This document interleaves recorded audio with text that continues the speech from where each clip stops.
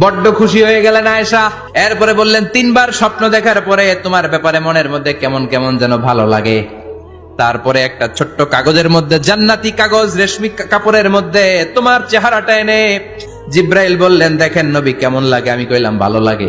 কার মেয়ে? আপনার বন্ধু আবু বকরের মেয়ে। বিয়ে করবেন নাকি? বিশ্বনবী বললেন, ও জিব্রাইল, তুমি যদি ঘটক হও, আল্লাহ যদি হয় কাজী, আমি মোহাম্মদ বিয়েতে রাজি। বিয়ে হয়ে গেল, কিন্তু ঘরে দামি ফার্নিচার নাই, টাকা পয়সাও তেমন নাই, কিন্তু আছে খালি সুখ। এত ভালোবাসতেন মা আয়েশাকে। মা আয়েশা গ্লাসের যেই জায়গা দিয়ে পানি খেতেন, বিশ্বনবী ওই জায়গায় মুখ লাগিয়ে পানি খেত। মা আয়েশা গোশতকে হাড্ডি ফেলে দিলে বিশ্বনবী ওই হাড্ডিটা নিয়ে চষতে শুরু করে দিত।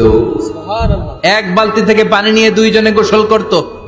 আবার বিশ্বনবীর সাথে সাথে মাঝে মাঝে বায়না ধরতো, মাঝে মাঝে রাগও করত।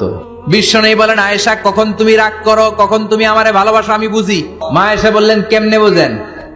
বিশ্বনবী বললেন, যখন তুমি রাগ করো তখন নামাজের পরে দোয়ার মধ্যে বলো, ও ইব্রাহিম আলাইহিস সালামের আল্লাহ, আপনি আমার উপর দয়া করেন। তার মানে তুমি রাগ করে আছো, আমার নাম নাও নাই। আর যখন আমার উপর খুশি থাকো, নামাজের পরে দোয়াতে বলো, মুহাম্মদ সাল্লাল্লাহু আলাইহি ওয়াসাল্লামের আল্লাহ, আপনি আমাদের উপর রহমত করেন। তার মানে খুশির সময় তুমি আমার নাম নাও, রেগে গেলে অন্য নবী দিয়ে দোয়া সেরা দাও, রেগে গেলে আমার নামটা নাও না। মা আয়েশা বলে, নবী গো, আমি তো শুধু নামটাই মুখ দিয়ে নেই না, কিন্তু কলিজা থেকে তো আপনারে বাদ দিতে পারি না।